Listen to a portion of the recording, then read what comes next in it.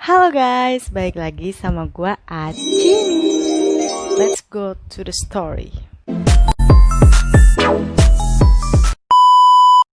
Kali ini aku akan menceritakan kisah di balik kematian Didi Blanchard. Didi Blanchard atau kita panggil aja Didi, dilahirkan di Cakeby, Louisiana, dekat Gulf Coast pada tahun 1967 dengan nama aslinya Claudine Petrie. Didi adalah seorang putri dari Claude Anthony Petrie dan Emma Louise Gish Claire. Si Didi ini memiliki 5 saudara kandung, yaitu Claude Jr., Claudia, Ivan, Dorla, dan Todd. Selama masa kecilnya Didi ini, menurut saudara-saudaranya, Didi ini kadang melakukan pencurian-pencurian kecil. Seringkali Didi melakukan pencurian karena untuk pembalasan atas sesuatu hal yang tidak sesuai dengan keinginannya. Pada saat dia dewasa, dia bekerja sebagai perawat. Bahkan keluarganya aja tuh pernah menaruh kecurigaan pada Didi kalau dia yang telah meracuni ibunya. Ketika Didi berusia 24 tahun, Didi hamil dari pria bernama Rod Blanchard. Mereka menamai putri mereka dengan nama Gypsy Rose. Ini karena Didi menyukai nama Gypsy dan Rod sangat menyukai Guns N' Roses. Nah, sebelum kelahiran Gypsy Rose, mereka sudah berpisah pada Juli 1991. Jadinya Didi membawa putrinya si Gypsy ke tempat keluarganya atau dia tinggal bersama keluarganya. Gypsy kecil sudah berhenti sekolah sejak kelas 2. Ibunya mengajarinya di rumah, konon karena Gypsy ini memiliki penyakit yang sangat parah. Gypsy juga berhasil membaca buku sendiri melalui buku-buku Harry Potter. Gypsy Rose dinyatakan sakit.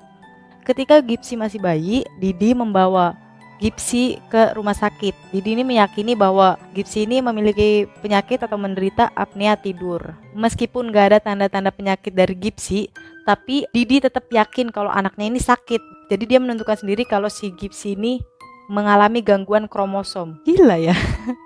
Sejak saat itu, Didi selalu mengawasi putrinya atau si Gypsy dengan ketat. Dia takut bahaya menyerang Gypsy kapan aja. Ketika Gypsy berusia 8 tahun, Gypsy jatuh dari motor kakeknya. Karena hal tersebut, Didi langsung membawa Gypsy ke rumah sakit, di mana Gypsy dirawat karena luka lecet ringan pada lututnya. Tapi Didi tidak yakin. Menurutnya karena kecelakaan itu telah menghasilkan yang lebih buruk pada kesehatan Gypsy, dan Gypsy Rose akan membutuhkan beberapa operasi agar Gypsy bisa berjalan lagi.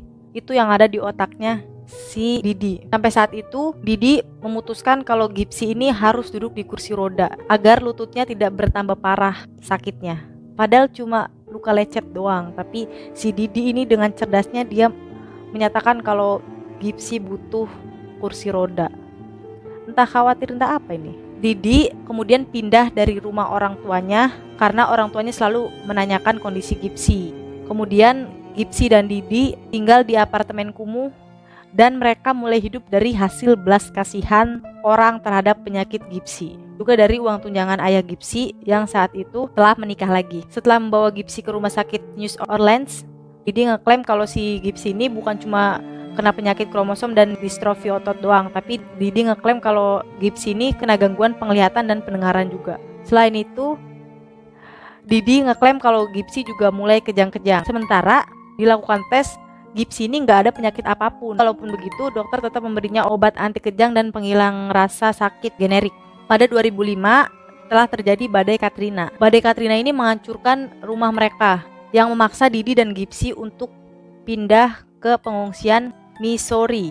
Di sana karena penyakit Gypsy, keduanya Didi dan Gypsy menjadi selebriti yang diperhatikan banyak orang. Didi juga bertindak sebagai orang yang memperjuangkan hak-hak orang cacat dan sakit. Karena rasa kasihan, Yayasan Habitat for Humanity membangun rumah untuk Didi dan Gypsy dengan fasilitas kursi roda dan bak mandi air panas. Dan juga Make-A-Wish Foundation memberikan mereka hadiah jalan-jalan ke Walt Disney. Wah. Nah, Walt Disney juga memberikan mereka tiket backstage ke konser Miranda Lambert. Rod Blanchard, ayahnya Gypsy, juga masih memberikan tunjangan $1.200 kepada anaknya. Dan juga dia tetap memberikan hadiah pada ulang tahun Gypsy yang ke-18 tahun. Tapi ayah Gypsy ingat kalau misalkan Didi bilang sama ayahnya Gypsy kalau jangan pernah bilang sama Gypsy kalau dia sudah berusia 18 tahun. Bilangnya Gypsy itu masih 14 tahun. Karena Gypsy juga berpikirnya Gypsy itu masih 14 tahun. Ayah Gypsy si Rod dan istrinya juga berharap bisa menemui Gypsy, tapi selalu dihalangi sama si Didi ini. Didi juga ngefitnah ayahnya Gypsy dengan mengatakan bahwa ayah Gypsy ini adalah pencandu narkoba dan alkohol yang gak pernah peduli terhadap kesehatan putrinya dan gak pernah memberikan uang. Padahal si ayah Gypsy ini selalu memberikan tunjangan kepada Gypsy. Gila emang.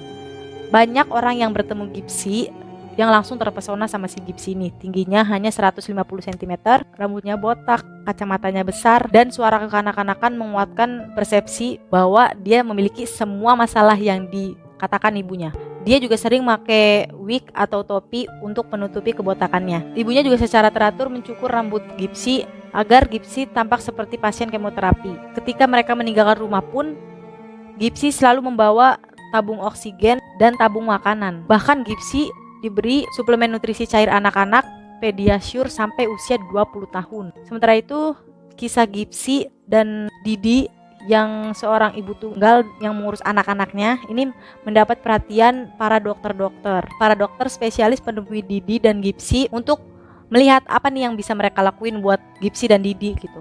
Salah seorang dokter ahli saraf di Springfield bernama Bernardo Felsterstein menawarkan Didi dan Gypsy untuk bertemu dengannya di kliniknya. Setelah mereka tiba di klinik, sang dokter menemukan sesuatu yang mengejutkan, yaitu si Gypsy ini nggak punya penyakit apapun. Kata dokternya, dia bilang, aku tidak melihat adanya alasan mengapa dia tidak bisa berjalan, kata si dokter sama si Didi ini. Ketika Didi tidak mempercayainya, Felsterstein mulai menelpon dokter di New Orleans. Saat itu Didi mengklaim kalau misalkan catatan kesehatannya si Gypsy ini udah anyut karena badai Katrina. Felsterstein kemudian menemukan dokter yang memiliki catatan kesehatan si Gypsy ini. Setelah berdiskusi, para dokter ini menegaskan bahwa si Gypsy ini tidak punya penyakit apapun. Gypsy ini anak yang sehat. Mereka curiga sebenarnya penyakit yang sebenarnya ini ada si Didi ini. Dan mereka curiga kalau si Didi ini sebenarnya sakit gitu.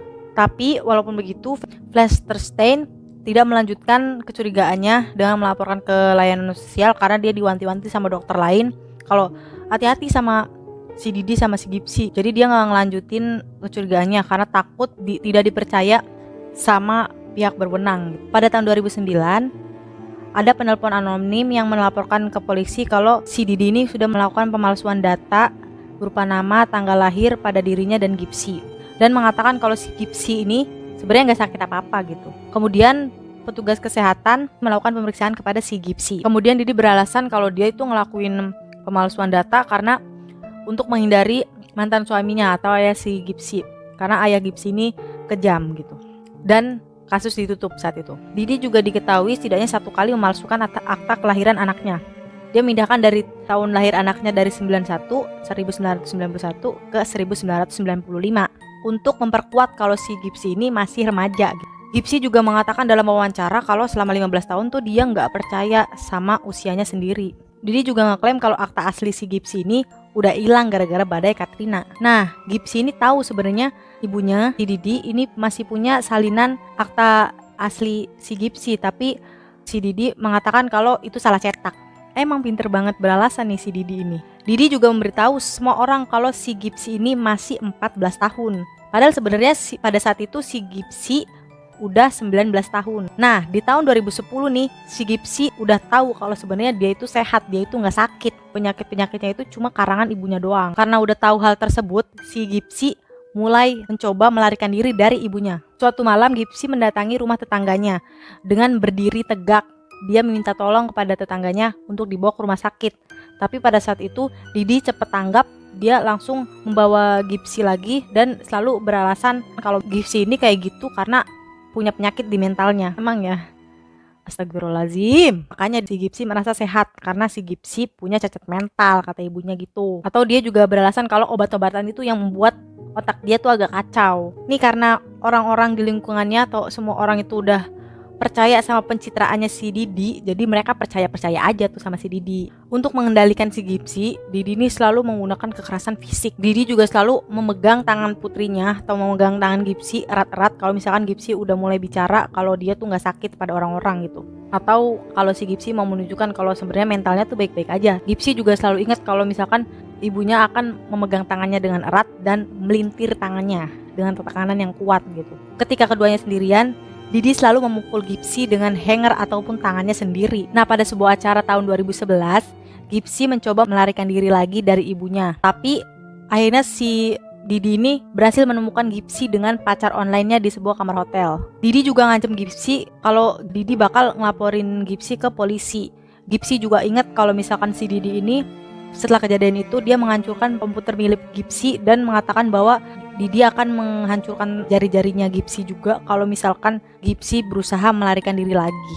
Kejam. Bahkan Didi juga mengikat dan memborgol tangan Gipsy ke tempat tidur selama 2 minggu, cuy. Bahkan nih saking parahnya, Didi telah mengajukan ke polisi bahwa si Gipsy ini punya penyakit mental yang membuat kalau misalkan Gipsy datang ke kantor polisi minta bantuan nih, polisi nggak bakal percaya karena dibilang ibunya Gipsy ini punya penyakit mental. Jadi si Gipsy ini nggak bisa lari kemanapun. Sekitar tahun 2012, Gipsy masih menggunakan internet diam-diam setelah ibunya tidur, melakukan kontak online dengan Nicholas Godejohn, seorang pria online dari Big Bend, Wisconsin. Tapi si Godejohn ini memiliki beberapa catatan kriminal dan menderita penyakit mental dan autis. Pada tahun 2014, Gipsy menceritakan kepada Alea Woodmansey, seorang tetangga berusia 23 tahun, yang tetangganya ini gak sadar kalau sebenarnya si Gipsy ini seumuran sama dia. Gipsy juga nganggep si Alea ini kakak perempuannya. Dia mengatakan bahwa dia dan Nicholas telah merencanakan kawin lari. Dia juga sudah memberikan nama untuk anak-anaknya kelak.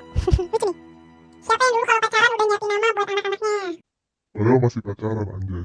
Gipsy ini memiliki 5 akun Facebook untuk terus berkomunikasi dengan Nicholas pacarnya. Mereka berkomunikasi dengan menggunakan kode-kode. Bahkan mereka juga menggunakan unsur-unsur BDSM yang diakui Gipsy lebih sesuai dengan minatnya. Gila ini Gipsy, minatnya BDSM coy. Tapi karena si Gipsy ini masih di bawah umur dianggap sama Alea, jadi dia nganggap kalau si Gipsy ini cuma main-main doang gitu, cuma fantasi aja, jadi nggak menganggap kalau itu serius. Sementara ini Didi selalu berusaha untuk mencegah Gipsy untuk menggunakan internet. Tapi si Gipsy selalu berusaha juga tetap melakukan kontak dengan Alea dan pacarnya. Si Alea juga selalu menyimpan catatan-catatan Facebooknya si Gipsy. Setelah itu Gipsy dan Nicholas masih berhubungan melalui online dan mulai mengembangkan rencana untuk membunuh Didi. Gipsy Rose masih menggunakan internet untuk menghubungi Nicholas. Meskipun dia tahu resikonya kalau misalkan ketahuan sama ibunya, si Gipsy pasti bakal dirantai dan dipatahin jari-jarinya.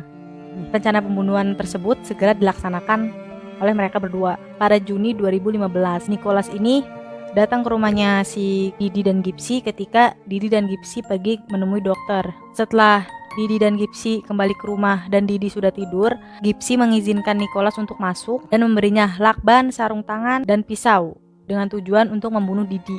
Lalu Gipsy bersembunyi ke kamar mandi dan menutupi telinganya hingga dia tidak bisa mendengar jeritan ibunya. Nicholas kemudian menusuk Didi. Dia menusuknya beberapa kali di punggungnya saat dia tidur. Setelah itu, Gipsy dan Nicholas, pacar online-nya, mereka mantap-mantap di kamarnya Didi. Mereka juga ngambil uang $4.000 yang telah disimpan Didi di rumah. Mereka kemudian kabur ke salah satu hotel di Springfield. Mereka di sana selama beberapa hari sambil merencanakan langkah selanjutnya. Tanpa mereka sadari, mereka tertangkap kamera pengawas dari beberapa toko lokal. Pada saat itu, mereka percaya kalau mereka itu udah berhasil kabur. Gipsy Rose juga mengatakan kalau selama ini dia sangat tersiksa hidup dengan ibunya dan nunggu seseorang untuk menyelamatkannya, dan dia menganggap Nicholas ini cuma satu-satunya orang yang bisa nolong dia gitu. Kemudian mereka menuju ke rumah Nicholas di Wisconsin untuk mengembalikan senjata yang digunakan untuk pembunuhan Didi untuk menghilangkan jejak. Beberapa saksi menyaksikan Gipsy dan si Nicholas dalam perjalanan ke stasiun Calhoun dan melihat Gipsy berjalan tanpa bantuan dan mengenakan wig pirang. Setelah melihat status Facebook yang diposting di akun Didi, nih postingannya, teman-teman Didi curiga ada yang tidak beres. Beberapa dari teman-temannya ini datang ke rumahnya Didi. Karena nggak ada yang menjawab dari dalam rumahnya Didi, akhirnya tetangga-tetangga itu langsung nelpon 911. Ketika polisi datang, para polisi menunggu surat perintah dulu. Tapi para polisi mengizinkan salah satu tetangganya untuk memanjat jendela rumah Didi dan melihat ternyata di rumah Didi ini masih utuh, kursi roda si Gipsy juga masih ada. Nah, ketika surat perintah dikeluarkan, polisi memasuki rumah dan segera menemukan mayat Didi. Melihat Gipsy tidak ada di rumah Didi saat itu, para tetangga juga berpikir kalau si Gipsy ini kenapa-napa, karena Gipsy ini dipercaya kalau misalkan Gipsy tanpa kursi roda dan tangki oksigen, si Gipsy ini gak bakal bisa hidup. Alia juga memberitahu polisi apa yang dia ketahui tentang Gipsy dan pacar online-nya. Alia juga menunjukkan status-statusnya Gipsy yang dia simpan. Berdasarkan informasi itu, polisi minta nama Facebooknya Gipsy untuk dilacak alamat IP-nya. Ternyata polisi mengetahui kalau Gipsy berada di Wisconsin, yaitu kediamannya si Nicholas. Nah, beberapa hari berikutnya, agen polisi di Waukesha menggerebek rumah Nicholas. Baik Nicholas dan Gipsy, mereka ditahan karena tuduhan pembunuhan dan tindak pidana bersenjata. Berita bahwa Gipsy ini selamat disambut dengan lega di Springfield. Namun dalam mengumumkan beritanya, Sheriff Greene County Jim Arnott memperingatkan kalau segalanya tidak selalu seperti yang terlihat. Media di Springfield segera melaporkan kebenaran kehidupan Didi dan Gipsy, bahwa Gipsy tidak pernah sakit dan Gipsy juga bisa berjalan, dan bahwa ibunya inilah yang membuatnya berpura-pura sebaliknya, dan juga menggunakan pelecehan fisik untuk mengendalikan Gipsy.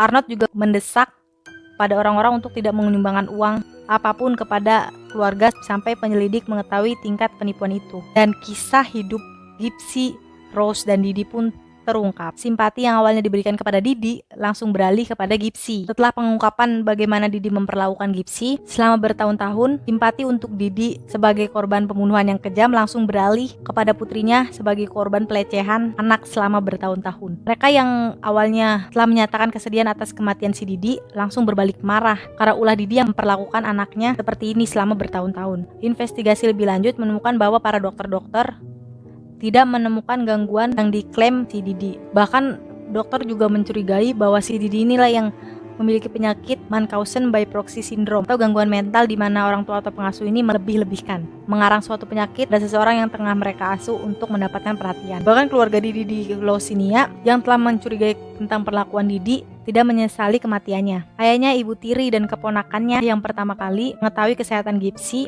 yang sebenarnya ketika dia pertama kali dikurung di kursi roda. Semuanya kemudian mengatakan bahwa Didi pantas menerima nasibnya dan Gipsy telah menerima hukuman selayaknya. Akhirnya, ayah dan ibu tirinya menyiram abu Didi ke toilet. Gipsy Rose dijatuhi hukuman selama 10 tahun penjara karena pembunuhan tingkat 2. Sementara Nicholas Godejohn dijatuhi hukuman seumur hidup. Nicholas juga sempat mengatakan kalau dia sangat mencintai Gipsy dan dia mau melakukan apapun demi Gipsy. Romantisnya. Di dalam penjara, Gipsy Rose mulai berdamai dengan kekerasan yang dialaminya. Dia menyesal atas pembunuhan ibunya, tapi dia mengatakan kalau dia lebih baik hidup tanpa ibunya. Kata si Gipsy, "Aku merasa lebih bebas di penjara daripada tinggal bersama ibuku, karena sekarang aku diizinkan untuk hidup seperti wanita normal." Ketika Gipsy ditanya apa yang membuatnya ingin membunuh ibunya, Gipsy mengatakan bahwa ia mengingat pada tahun 2011 yang membuatnya heran kenapa dia tidak diperbolehkan memiliki teman seperti anak-anak pada seusianya. Gipsy juga merasa lebih bebas di penjara dan berharap dapat membantu korban lainnya yang dilecehkan. Saat ini Gipsy juga telah bertunangan dengan kekasih barunya, Ken, seorang pria yang kerap mengiriminya surat ketika ia di dalam penjara. Keduanya juga berencana akan menikah pada tahun 2020. Gipsy juga pernah ditanya oleh Dr. Phil apakah ia bahagia atas kematian ibunya. Lalu Gipsy menjawab, "Saya senang karena telah keluar dari situasi ini, tapi saya tidak senang karena ibu saya mati." Nah, itu cerita tentang Gipsy dan Didi. Sebenarnya kasihan banget ya si Nicholas Godejohn ini. Dia udah rela ngelakuin apa aja demi Gipsy, tapi akhirnya si Gipsy nikahnya sama si Ken. Sad boy. Apa pendapat kamu tentang cerita ini? Tolong tulis di kolom komentar ya. Kalau kamu suka sama cerita ini juga kamu bisa like, comment, share, and subscribe channel aku supaya aku bisa termotivasi untuk buat cerita-cerita yang lainnya. Oke, terima kasih ya. Semoga hari-hari kalian menyenangkan. Bye-bye.